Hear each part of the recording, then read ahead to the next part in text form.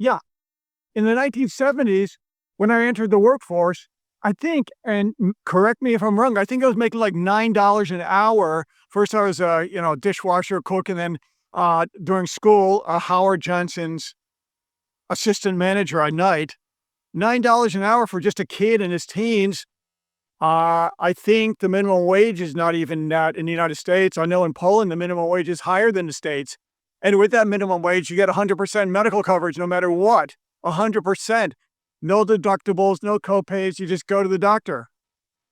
So what's going on with this United States of America? Is it the trade balance? Is it the trade deficit? Is it tariffs or no tariffs? Is it foreign competition? My name is Mark Bernard. I'm a monetary economist. In this video, I want to talk about trade deficits. Do they even matter anyway? And I've made the point that Adam Smith said no. He said it's binary. It's either you're free trade or you're no free trade, but the deficits don't matter.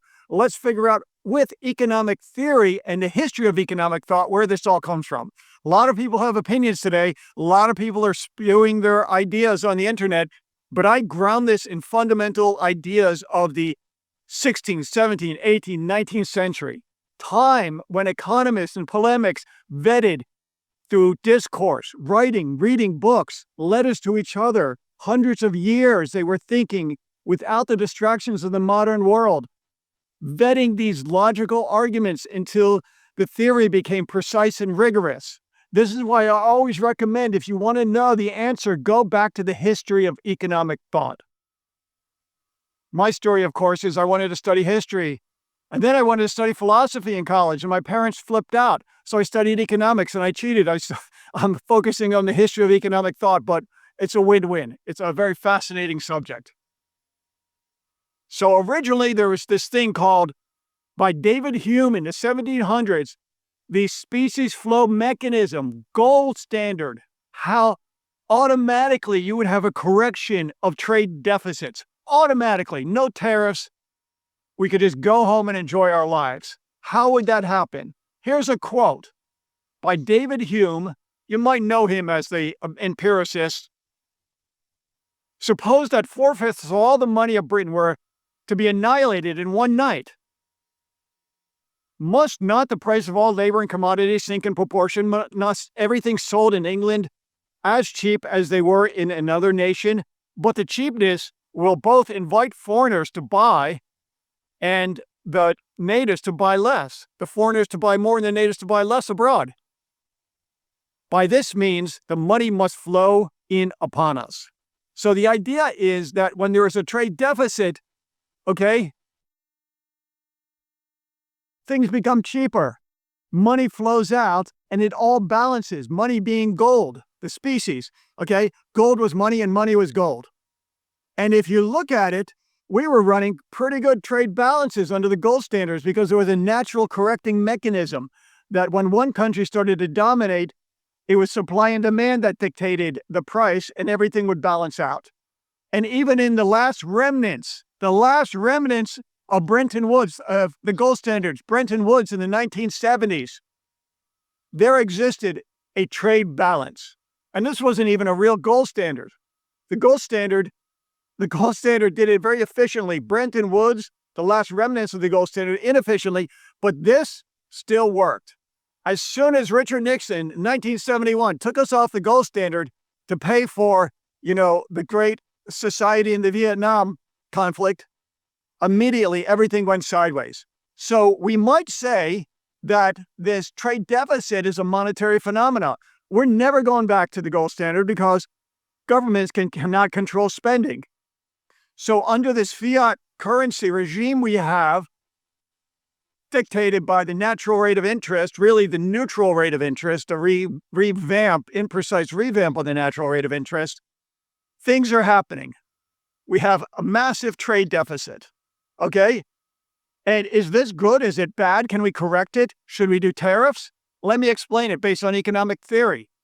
E equals mc squared. Newton's laws of gravity, they're just rock solid. Economics, although a social science, has the 4 factors of production: land, labor, capital, and thanks to Schumpeter, a later revision from the classical, we have entrepreneurship.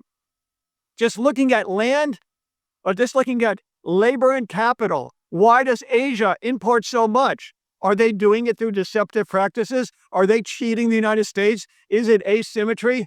Yeah, sure, there's a little bit of this and that going on, but in the long run, they can't sustain it. It's not the reality. The reason that China, India, Vietnam is importing more than we export to them is the price of labor is so cheap there.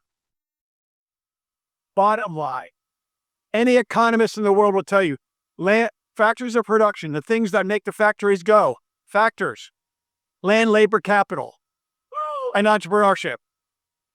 So the Chinese, the Indians, the Vietnamese, the labor is so cheap, the cost of production, the average cost per unit of widget is well below the United States. And that's the only reason. Now you can say, oh, they're subsidizing it, they're cheating and everything. No, when they subsidize and cheat, that hurts them. Everybody says, well, they're doing so great. I don't know if they're doing that great. I think, they've leveled out in income. Their yearly income is like $15,000 a year or something. USA, it's like $72,000 household income. So I don't know if they're doing that great. Or maybe that's just the mythology and you don't really know what's going behind the curtain. So don't listen to opinions. Go back to the history of economic thought. This is the reality. Land, labor, and capital, factors of production and entrepreneurship. The reason we are importing so much in developed countries is labor so cheap. So I'm going to tell you a story. You don't believe me? I was looking on language sites and everything I was looking to increase my Polish language skills. I'm pretty good, but I could do better. Maybe learn some Ukrainian. And I was looking, what about French? Man, I saw some French teachers online. They're $5 an hour. Yeah, there's this lady, she looked like something out of 1001 Arabian Nights. She's like, I think she has like a PhD in French language, could speak French as a native, like Moliere and Voltaire, $5 an hour. You go to Europe or you go to America, I think the guys are charging like $150 an hour for a lesson. $5 an hour, I could take 100 lessons, that's only $5,000. I'd have to take, how much would that cost? Like in America, like $250,000? That is why we have a trade deficit with China. Okay, what about Europe? Europe's super expensive. Cost of labor is high because they make quality goods. I mean, do we have anything like IKEA in the United States of America? Everything. It's just basically for anybody who wants great design, high quality. I trust the plates are not toxic, sprayed with lead. They have good quality control. And a lot of this stuff and silverware and things might have titanium or questionable substances in other companies, but I trust IKEA.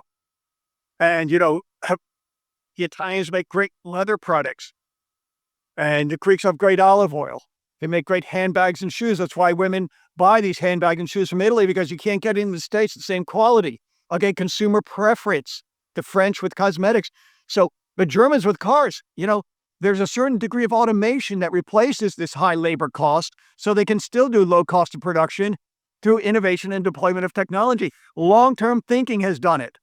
In the States, a lot of times, the top dogs, they just like to take the pie and go jump to another company.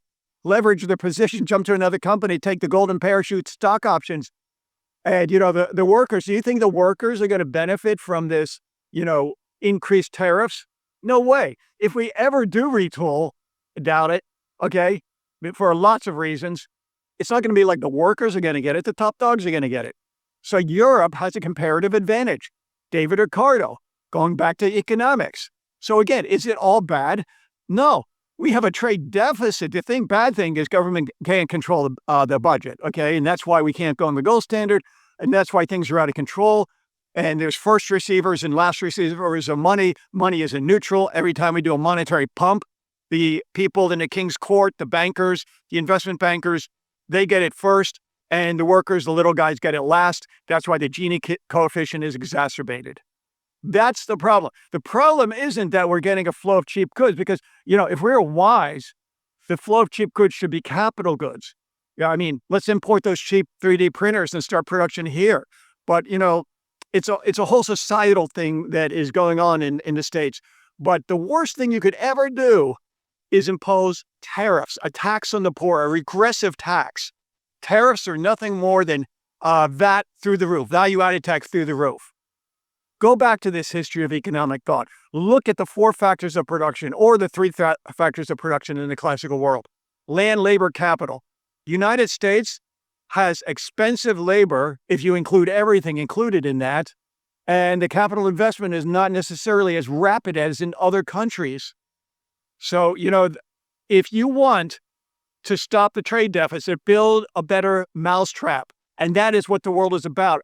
All being the best versions of ourselves economically, or every country, not macro engineering with dials and admiring countries that have this top-down approach. That creates inefficiency, deadweight loss. Is going to create for sure, a negative wealth effect, a negative comparative advantage effect. Everybody in America is going to be poor. And, Europe's going to get rich, the next golden age. Okay?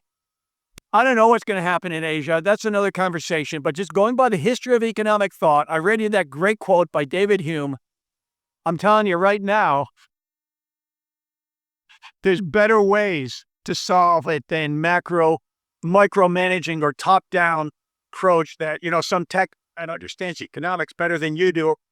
The best person that understands economics, take it from a microeconomic level, is you. That's Austrian thought, Hayek, Mises, okay? Even Murray Rothbard, throw him in. Or best of it, better than these guys, perhaps a Milton Friedman, free to choose. Isn't it my choice if I want to buy an American product, or if I want to buy let's say a German car, or if I want to buy, something made, I can get a new camera or something relatively cheap. Why must I pay the price so the bigwigs, less choice, and then the bigwigs take the profit, and then I become poorer? Less disposable income. It's going to take us into a spiral. But the good news is, markets tend to correct, and we'll see what happens. Any of these tariffs coming in, it's going to take a year to 2 years actually to filter through the market.